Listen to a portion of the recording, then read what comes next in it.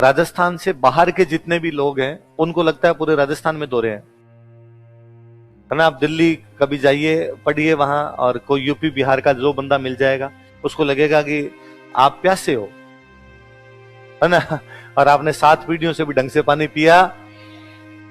वो हमारे एक सीनियर है, वो हंसते हैं कि कोई दिल्ली रहते थे और तो साथ में कोई बिहार का लड़का रहता, तो एक दिन सुबह सुबह नहा रहे थे, वो नहाने में टाइम लग रहा, बार बार जो बंदा बैठा उसको भी कोचिंग जाना, उसको भी नहाना, तो उसने नोक किया कि अरे यार फटाफट नहा गया, तो उसने कहा नहा तो लेने दे यार, ढंग से आ जाऊंगा।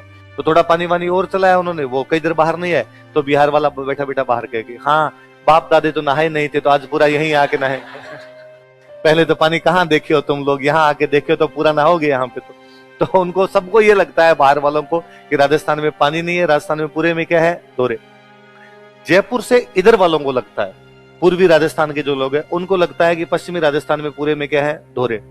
दोहरे पश्चिमी राजस्थान में, दोहरे जिसको कहते टीले, सैंड ड्यून्स, वो चूरू और हनुमानगढ़ में है। तो कहां पर है, लोगों को लगता है जैसलमेर बाड़मेर में। जैसलमेर बाड़मेर प्लेन डेजर्ट है। कैसा डेजर्ट है, डेजर्ट है, मरुस्थल है, लेकिन दोहरों वाला नहीं है। दोहरे है भी तो कोई ज्यादा ऊंचे दोहरे नहीं है। अब वो कई बार लहनिया होता है कि जैसलमेर वाले दोहरे फेमस हो गए कि सम के दोहरे हैं, सम के, बस सम जैसे दोहरे चूरू के गांव गांव में पड़े हैं। ये फतेहपुर क्रॉस कर लो आप, तो रोड से बीकानेर जाओ और फतेहपुर क्रॉस करने के बाद रोड पे दोहरे पड़े हैं, है ना। तो ये जैसलमेर बाड़मेर बापड़े में दोहरे है ही नहीं, फालतू में जैसलमेर बाड़मेर वाले बदनाम हो रखे हैं। आप कभी बीकानेर में, तो मैं हंसता ही हूँ हमेशा, मैं तो रहा हुआ हूँ वहां पे, मेरा नेटिव प्लेस रहा हुआ हूँ।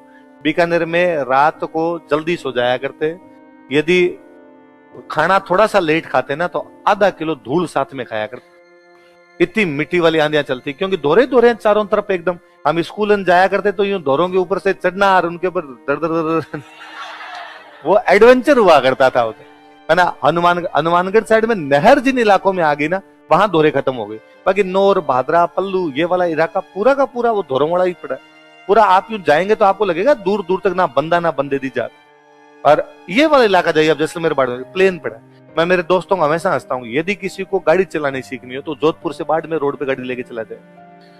नाक की डंडी की स्थिति में रोड पड़ी है, कोई घुमाव भी नहीं आ रहा है कि भाई बीच में दोहरे वोरे आएंगे तो घूमेगी तो सही रोड दिख रहा है। 3 किलोमीटर दूर तक कोई बंदा नहीं आ रहा है, और जनसंख्या घनत्व है नहीं, इसलिए गाड़ियां ज्यादा है नहीं, आराम से अपनी चलाते जाओ। आपको लग रहा है सामने से आ रहा है, भिड़ा सकता हूँ तो रोक के खड़े हो जाओ, दिख रहा है ना दूर से क्या आ रहा है, गाड़ियां वैसे ही कम ही आ रही है वहां पे। प्लेन डेजर्ट, कैसा डेजर्ट है। इसलिए पूर्वी राजस्थान वालों, तुम्हें ये सीखना है कि पूरे पश्चिमी राजस्थान में दोहरे, और राजस्थान से बाहर वालों को ये सीखना है कि पूरे राजस्थान में दोहरे। वरना इधर वालों को सबको लगता है कि भाई जैसे अजमेर क्रॉस करेंगे जोधपुर से क्या आ जाएंगे, दोहरे। जबकि आप बाड़मेर में इधर जोधपुर में जाओगे तो पहाड़ है। शिवाना तो पूरा पहाड़ियों वाला बेल्ट पड़ा है ना, 56 की पहाड़ियां हैं।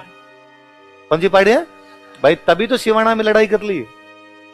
शिवाना ही क्यों शरण स्थली है, क्योंकि शिवाना में क्या है, पहाड़ है। तो हम तो वो खुद अपने भगवत जी सर ने उनकी शादी में उनके गांव गए हुए थे, तो हम सिवाना रुके हुए थे। तो वहां सिवाना रुके तो एक अब सर चले गए, वो बिहार में पुलिस में लगे, डिप्टी लग गए। पहले एक सर अपने पढ़ाते थे बिहार के, तो सुबह सुबह होटल में मैं मेरे रूम में खड़ा, तो वो पास वाले रूम में वो थे, तो मैं चला गया, मैं सर से बातचीत करते हैं। तो सर थे, तो उन्होंने कहा कि अरे रात तो अपने अंधेरे में आए थे तो होटल में सो गए, अब तो हम देख रहे हैं कि राजस्थान में तो पहाड़ है और इधर पश्चिमी राजस्थान में भी पहाड़ है। तो मैंने उनको बताया सर ये नॉर्मल पहाड़ नहीं है, वो पहाड़ है जहां पर कभी चंद्रसेन अकबर के खिलाफ लड़ा और दुर्गादास राठौड़ औरंगजेब के खिलाफ लड़ा, क्योंकि मारवाड़ के राठौड़ों की भाई यहाँ पर सारी लड़ाई है यहाँ पर हुआ करती थी। और अब तो यदि कोई पूर्वी राजस्थान का बंदा पश्चिमी राजस्थान में जाए और ये सोच के जाए कि यार बाड़मेर जैसलमेर के अंदर दोहरे होंगे, वहां मिट्टी मिट्टी होगी, कुछ ही नहीं होगा, तो उसको और अचंभा हो कि जैसलमेर में तो होने लगा जीरा, जीरे की खेत। ये तो क्या है, समतल जमीन पड़ी है, पूरे एकदम समतल पड़ा, और समतल के अंदर पूरे में जीरा हो रहा है, तो लंबे लंबे दूर दूर लैंडस्केप खेत दिखेंगे आपको। तो बड़ा यार इतने लंबे में हरियाली हरियाली हरियाली दिखाई दे रही है आपको। आजकल होने लगे इसबगोल, अरंडी, तो हरियाली दिख रही है। ये दिलीप सर के गांव के आसपास होने लगे अनार, अनार के खेत ही खेत, खेत ही खेत, अनार ही अनार, अनार ही अनार दिखेगा आपको। तो इधर तो कोई जाए तो उसका दिमाग वैसे खराब हो जाएगा, ये वाला तो मामला ही गंभीर हो रखा है इधर। मतलब इतने अनार होते हैं सर के कि अपने हर साल कोचिंग के अंदर जब भी इनके गाड़ियां बिकने के लिए यहाँ मंडी में आती है तो 5 7 10 गाड़ियां अपने कोचिंग मंगवा लेते हैं और सारे बच्चों को बांटते हैं। 2 दिन अनार महोत्सव चलता है कि सारे टाबर ही अनार अनार खा रहे होते हैं। तो मेरे को याद है, और इतने अच्छे अनार जिसकी कोई हद नहीं। कि पहली बार जब अनार मंगवाए थे सर ने, को 2016-17 के आसपास इनकी वो खेती शुरू हुई थी, पहली बार जब मंगवाए वहां से, तो कहा बच्चों को कैसे बांटे, तो तब थोड़े बच्चे भी कम थे, 4-4.5 लोग हुआ करते, तो कहा एक तरीका तो यह है कि सब बच्चों को अनार दे दो कि भाई तुम घर पे जा खा लेना। फिर यार फिर फील नहीं आता, यूं तो बच्चा मार्केट से लाके खा ही लेता है, उसमें क्या है, यहीं पे इनको खिलाएंगे, अपने छील छील के इनको दोने भर भर के दो, या क्लास में खाएंगे, थोड़ा रहेगा यार, कोचिंग में आज अनार बंटे थे अनार खाए, पर इतने अनार छिलेगा कौन, ये भी तो समझ। तो भाई मजदूर बुला लेते हैं, है ना भाई, मजदूर काम भी तो करते हैं भाई, एक मजदूर मकान बनाने के लिए जाता है, दिन के उसको 500 रुपए दिहाड़ी मिलती है, उसका दें तो अनार छील, सरल काम है उसके लिए, 500 रुपए यहां से ले जा और आ जाते हैं मजदूर आगे। तो हमने एक कमरा में बिठाया उनको, कमरे में बिठा के अनार रख दिए खूब सारे, कि अनार छिलो भाई, ये इनके अंदर ये टब वगैरह रख दिए बड़े बड़े, इनके अंदर डाल दो आप, ठीक है।